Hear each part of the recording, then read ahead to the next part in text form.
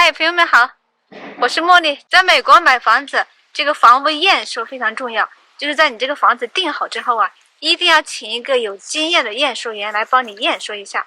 不然你会吃大亏的。如果你不重视这个环节的话，前几天有一个熟人在群里说呀，他刚刚买了一个房子，结果呢出了很大的问题。在之前买的时候啊，他也请了验收员来验收，一切看起来都非常好。但是等他住进去之后，他发现啊，他那个橱柜下边是漏水的，然后屋里有很多墙壁啊都有霉菌。但是那个前房主啊，他是一个中介，他非常懂这些道道，所以这个人非常不地道，然后用油漆把那些霉菌都覆盖了，所以他就看不出来，那个验收员也没有看出来。然后他住进去之后呢，就发现问题很大，这个水管要修，这个霉菌要除，所以那个房子没法住，那个厨房没法做饭。然后他就只好找了一个 Airbnb 去住，这样他一边要付这个房贷，还要付房租，然后呢还要维修，这样他的经济压力就非常大，而且很费他的时间啊，弄得焦头烂额。今天我特别要强调几个大坑，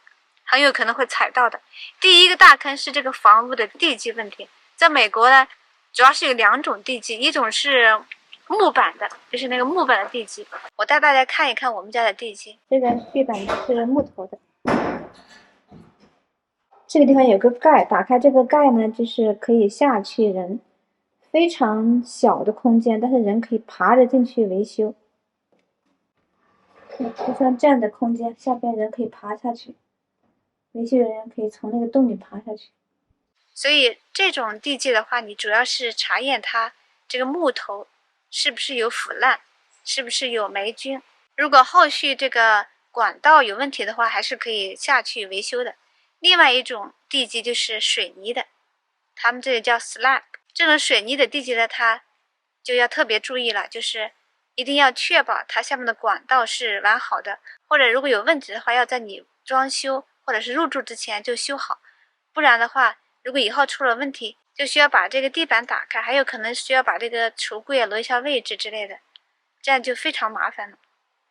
要花很多钱，而且也很费时间。不管你的地基是木头的还是水泥的，都要查一查这个地基是不是平整，是不是水平。如果不水平的话，如果你后面要再装修的话，就非常麻烦了。装地板的时候就非常麻烦，所以你就要检查一下这个地板的水平程度。如果地板不水平的话，你后面就要把它补平，这样呢又非常的花钱。还有一点就是，如果你的房子周边有大树的话，一定要查一下这个树根啊，它是不是伸到这个房子下边去了。因为这个大树它的生命力非常强，它的根系非常发达。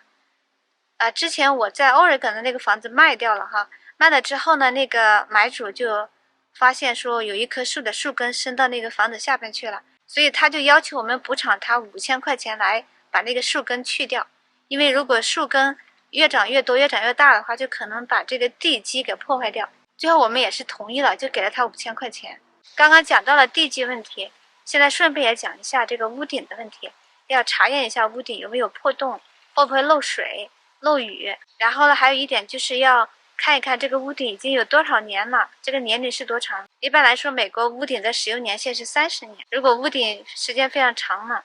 你就要考虑这个预算，可能过几年就需要再换屋顶。在美国换屋顶的话，最便宜也得8000块钱，贵的话要2万块钱。像我们家买的这个房子，这个屋顶啊，它已经有25年的年龄了，所以呢，只能再用5年。第二个大坑就是房子出现严重的白蚁，因为这个白蚁它会腐蚀这个木头，如果太严重的话，就需要把这个木头换掉，那这也是一笔很大的开支。所以你在买房的时候也要算一下成本，如果白蚁很严重的话，那也需要把这个维修的费用算进去。我们买这个房子也查出来一些白蚁，但是不是太严重，可能有几块木板需要更换一下。然后前几天呢，我们请了工人来灭蚁。如果大家对这个灭白蚁的过程感兴趣的话，可以去看我前几天的视频，我也会把这个视频链接放在视频的下方。第三个坑就是看房屋有没有腐烂，有没有霉菌。如果房屋的木头腐烂严重的话，就需要花一大笔钱来替换这些木头。这个霉菌是这种黑色的，长得很难看，这是在美国非常普遍的，尤其是在比较潮湿的地方，比如说这个厨房的水池下边啊，还有放洗衣机的洗衣房的那个接头处啊，还有就是卫生间淋浴间啊，都非常容易出现霉菌。如果木头的腐烂和霉菌非常严重的话，也需要花很多钱和时间来处理。在长期潮湿的地方非常容易长霉菌，在美国他们叫 mold， 这个 mold 有很多种，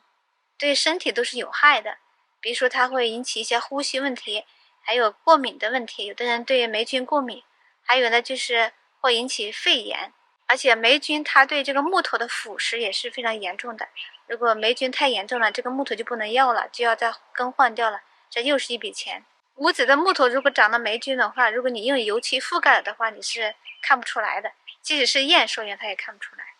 所以有一些无良的房主他就用这种方法来蒙骗这个买主。那如果是这种情况，我们应该怎么处理呢？我们可以请人来做霉菌和空气的检测。一方面，它可以从墙上取这个样品，去化验室验一下有没有霉菌；另一方面呢，可以在空气中检测这个空气里有没有这个霉菌的孢子，因为霉菌的孢子它会到处飞啊，这样到了人体的呼吸系统里是对人体有害的。所以看霉菌的话，不能光凭肉眼，要再花一笔检测费来检测一下这个空气质量和这个霉菌的情况。我在西雅图住的时候，当时有一个邻居，他在我之后大概2-3个月买房吧，他就告诉我说，他那个前房主啊，把那个霉菌用那个书桌那个柜子，因为他留在那个固定的书桌哈，给他遮盖住了，所以他没发现，那个验收员也没发现，等他住进去才发现有一大片的这个霉菌需要处理，这又要花一笔钱。但是他是因为房子过户了，入住之后才发现的，已经晚了，也没办法再索赔了。我们买这个房子的时候也做了这种霉菌和空气的检测，然后呢，发现房子里边是没有霉菌的，但是在这个车库里，我们的那个洗衣机是放在车库的哈，车库的那个洗衣机的水龙头接头那里有一块霉菌。之前我们这个水管这里就有沫的，现在已经把它去掉了。我们那个粉刷工啊，他知道怎么做这个，所以他在帮我们弄这个墙的时候，顺便把这个帮我们弄好了。如果另外再请人做的话，要$1000，这样我们就省下了$1000。第4个坑就是空调和管道出现状况，所以我们要请人来查一下这个空调的运行状况是不是良好。如果这个空调需要换的话，一般要花$15000。另外呢，还要查一下这个煤气管道是不是漏气。我们知道这个煤气漏气是会造成这个生命危险的，所以一定要重视这个煤气不能漏气。还有呢，就是要水管要查一下有没有漏水。这个如果水管漏水的话，一方面是浪费水，你的生活没法正常进行，还有呢就是容易滋长霉菌。美国的水管工啊特别贵，一般是$250一个小时，所以要请水管工挺贵的。所以提前把这些都检查好了，可以跟那个卖方要一些赔偿。还有一点就是不要忘了看一下这个下水污水管道，像我们这种木头的地基，它是可以下到下边的一个维修空间，所以即使那个管道出了问题，还可以随时的修理。但是如果是水泥的地基的话，那你可能就要打开地板去做维修，这样这个花费就大了。那你可能你的木地板、你的地毯都会损坏掉。我刚买的这个房子，经过查验也发现它这个污水系统啊是很多年前的，就是不太好的那个系统了，也是需要换，也可能随时会坏。但是因为我们这个地基是木的，所以呢可以在后面再去维修也是可以的。这样呢，我们就是这个污水管道，还有那个霉菌，还有这个白蚁，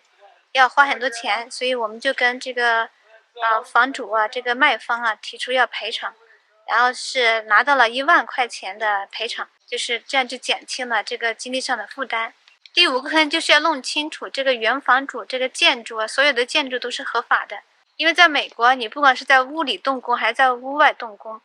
都需要向政府申请许可。比如说我在这个主房子之外再建一个配楼，或者是建一个遮阳棚，或者是再做一个工具房，这些都是需要政府许可的。甚至你在家里装修，你要改管道，你要改电线，你要拆墙，甚至你要新装一个窗户，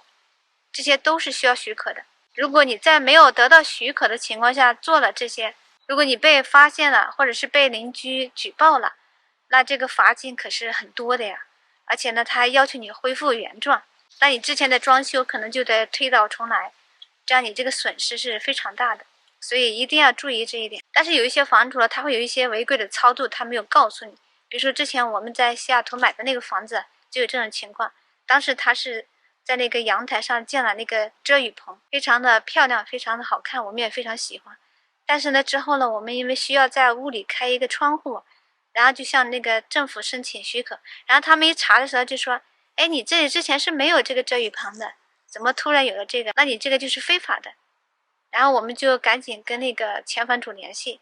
因为我们在购房合同里是有一项的，就是你这个前房主应该是要披露你的房屋的所有状况的。那他这个遮雨棚就没有披露，那就是他违反了合同，所以我们可以向他索赔。我们经过跟他联系之后，他也同意再补偿我们一部分钱，但是这个时间非常长，我们为了去拿那个许可呀，花了好长时间，也花了几千块钱。到现在都还没有办完，就是非常的费时间，非常伤脑筋。所以大家一定要注意哈，在买房子的时候要问清楚这个原房主，你这个房子屋里屋外所有的这些设施、这些建筑是不是都是合法的，是不是都有这个许可。还有第6个大坑，就是要提醒那些买了旧房子需要重新翻修的朋友们。我在前面有一个视频也讲到了，就是在美国，在21世纪之前，在上个世纪有一种非常常用的建筑材料，里边是含有石棉的，石棉是对人体有害的，是致癌的。所以现在在美国、欧盟这些国家都已经是禁止使用的。如果你没有正确的处理这些拆除旧装修留下来的垃圾的话，你就可能会收到天价的罚款。我家量橱柜的师傅告诉我们，在这个城市有一个人就是因为处理那个废物不当他把那个弄下来的废物乱倒了，这样被罚了10万美元。而且这些材料，这个石棉你要用特殊材料把它封起来，或者是把它去掉，要不然你住在屋里对你的身体也是有损害的。如果你对这个问题感兴趣，可以